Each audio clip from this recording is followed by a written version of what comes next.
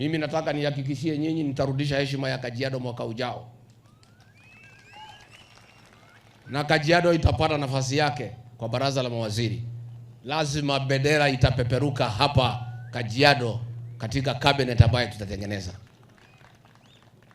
Ukiangalia siku tumepata viongozi kutoka hapa, tulipata mambo ya usalama iko na heshima. Sasa Ruto amechukua mtoto kidogo amenyeta, anaitwa Murkomen, ameharibu usalama. Unaweza kufanya kulinganisha General Gaiseri na Murkomen? Si ni kama kifo na ndoto? Si ni kama kifo na ndoto?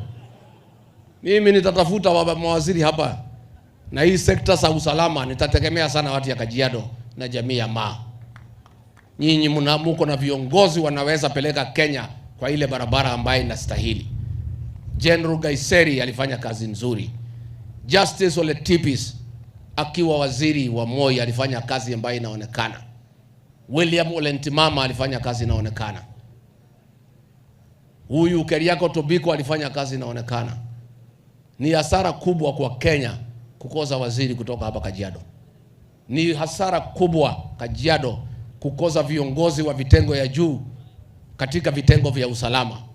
Tunataka watu ya Kajiado katika jeshi letu la kitaifa wakuwe pale, katika idara ya polisi wakuwe pale, kwa sababu wanafanya kazi na bidii na ni waaminifu kwa Jamhuri ya Kenya.